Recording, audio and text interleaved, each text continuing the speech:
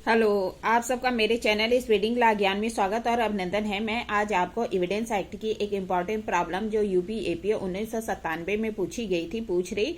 अगर आपको इसका उत्तर पता है तो इनबॉक्स में जाकर टाइप करिए और नहीं पता है तो मेरी पूरी वीडियो वॉच कर लीजिए। क्या कह रहा है, निम्नलिखित में से सिद्ध भार किस पे है। क्या कह रहा है कि निम्नलिखित में से सिद्ध भार किस पे है। ख पर उस भूमि के लिए क वाद लाता है। ख पर उस भूमि के लिए क वाद लाता है जो कि ख के कब्जे में है, जिसके बारे में वह प्रख्यान करता है कि ख के पिता गण की बिल के द्वारा क को दी गई थी यदि किसी और से साक्ष्य नहीं लिया जाता। क्या कह रहा है कि ख पर उस भूमि के लिए क वाद लाता है जो कि ख के कब्जे में है और इस बारे में यह कथन करता है या प्रख्यान करता है कि ख के पिता ग द्वारा बिल के द्वारा क को दी गई थी। यदि किसी और से साक्ष्य नहीं लिया जाता तो सबूत का भार किस पर है। आइए देखिए प्रॉब्लम का सोल्यूशन। प्रॉब्लम का सोल्यूशन क्या कह रहा है, प्रस्तुत समस्या जो साक्ष्य अधिनियम है उसकी धारा 102 के दृष्टांत ख पर आधारित है। साक्ष्य विधि की धारा 102 के दृष्टांत ख पर आधारित है। धारा 101 में सबूत का भार किस व्यक्ति पर होगा यह बताया गया है। 101 में क्या बताया गया है कि सबूत का भार किस व्यक्ति पर होगा यह बताया गया। जो कोई न्यायालय से चाहता है कि वह किसी विधिक अधिकार या दायित्व के बारे में निर्णय दे तो जिन तथ्यों के अस्तित्व तो उन तथ्यों के अस्तित्व पर जिनके बारे में वह प्रख्यान करता है उसे साबित करने का भार कि उन तथ्यों का अस्तित्व है उसी पर होगा। क्या कह रहा है, जो कोई न्यायालय से चाहता है कि न्यायालय किसी विधिक अधिकार या दायित्व के बारे में निर्णय दे तो उन तथ्यों का अस्तित्व पर जो है कह रहा है उन तथ्यों के अस्तित्व पर जो उन तथ्यों के अस्तित्व पर निर्भर है जिसके बारे में वह प्रख्यान करता है यानी कथन करता है कि जो कथन करता है और उसे जो है साबित करना होगा कि ऐसे तथ्यों का अस्तित्व है। मतलब जो कोई न्यायालय से किसी विधिक अधिकार या दायित्व के संबंध में निर्णय के बारे में कथन करता है और कहता है कि ऐसे तथ्यों का अस्तित्व उन तथ्यों पर निर्भर करता है जिसके बारे में वह कथन कर रहा है तो उसे साबित करने का भार किस पर होगा, उसी व्यक्ति पर होगा जो कि कथन कर रहा है। 101 ये कहता है। फिर कह रहा है, जब कोई व्यक्ति किसी तथ्य के अस्तित्व को साबित करने के लिए आबद्ध होता है तो क्या कहा जाता है कि सबूत का भार उसी पर है। अगर कोई व्यक्ति किसी तथ्य के अस्तित्व को साबित करने के लिए आबद्ध है, बाध्य है, तो यह माना जाएगा सबूत का भार उसी पर है। ठीक है, फिर आइए देखिए क्या कर रहा है।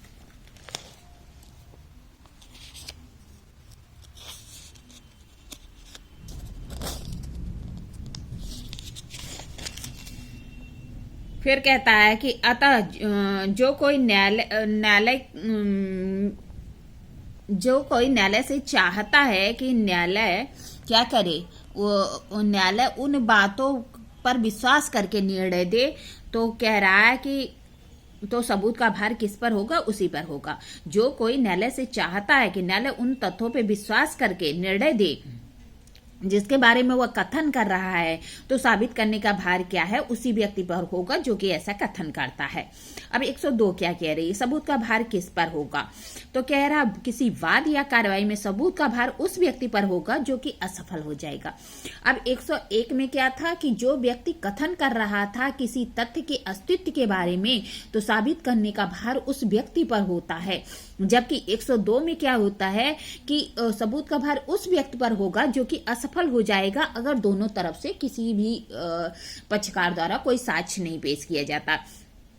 मतलब 101 में जो व्यक्ति किसी तथ्य के अस्तित्व के बारे में कथन करता है कि न्यायालय ऐसे विधिक अधिकार या दायित्व के संबंध में निर्णय दे तो उस व्यक्ति का दायित्व होता है कि वह साबित करे कि ऐसे तथ्यों का अस्तित्व है। जबकि 102 में क्या होता है कि वाद या कार्रवाई में सबूत का भार उस व्यक्ति पर होगा जो कि असफल हो जाएगा यदि दोनों ओर से दोनों पक्षकारों की ओर से कोई भी साक्ष्य पेश नहीं किया जाता।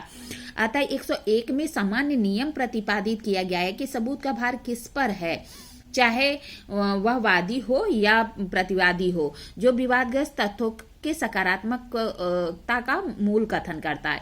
क्या कह रहा है, 101 में यह सामान्य नियम है कि सबूत का भार किसी पे भी हो सकता है, चाहे वादी हो या प्रतिवादी, लेकिन जो विवादग्रस्त तत्व के सकारात्मक पहलू का कथन करता है उसी पर होगा। जबकि 102 में क्या है कि साक्ष्य पेश करने की अवस्था का उल्लेख किया गया है कि साक्ष्य कौन पेश करेगा। तो कह रहा है कि साक्ष्य पेश करने का भार उस पक्षकार पे होगा जो दूसरे पक्षकार की आवश्यकता अनुसार बदलता रहता है। मतलब क्या है कि साक्ष्य जो पेश करने का भार है वह एक पक्षकार से दूसरे पक्षकार पर आवश्यकता अनुसार बदलता रहता है, जबकि सबूत पेश करने का भार जो 101 में है वह कभी नहीं बदलता था।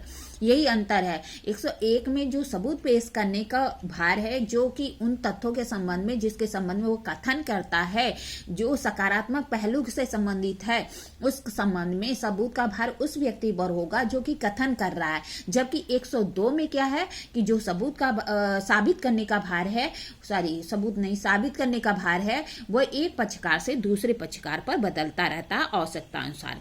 इसके अनुसार सिद्ध करने का भार उस पक्षकार पर होता है जो कि असफल हो जाएगा अगर दोनों ओर से कोई साक्ष्य पेश नहीं किया जाता। क्या कह रहा है, इसमें जो सिद्ध करने का भार है वह उस पक्षकार पर होता है जो असफल हो जाएगा अगर दोनों ओर से कोई साक्ष्य पेश नहीं किया जाता। तो इस मामले में क्या हुआ था कि कहता है कि ख उस भूमि के लिए वाद लाता है जो ख के कब्जे में है, जिसके बारे में प्रख्यान करता है कि वह ख के पिता ग द्वारा बिल के द्वारा क को दी गई थी। यदि दोनों ओर से कोई साक्ष्य नहीं पेश किया जाता तो क पर सिद्ध करने का भार है, सबूत का भार क पे है कि वह साबित करे कि जो ख के पिता ग द्वारा बिल के द्वारा उसे वह भूमि दी गई थी। जो ख है उस पर कोई भी सबूत का भार नहीं है, किस पे होगा, क पर होगा। क यह साबित करे कि जो ख के पिता ग हैं वह बिल के द्वारा क को ऐसी भूमि को परिधान किया था। यह साबित करने का भार क पर है। इस तरह मैंने आपको प्रॉब्लम बताई, प्रॉब्लम का सोल्यूशन बताया। ऐसी अच्छी प्रॉब्लम के लिए मेरा चैनल सब्सक्राइब करिए, लाइक करिए, कमेंट करिए और शेयर करिए। साथ ही साथ बेल आइकन भी दबा दीजिए ताकि कोई भी नोटिफिकेशन आपको तुरंत ही मिल जाए। ठीक है, धन्यवाद, थैंक यू।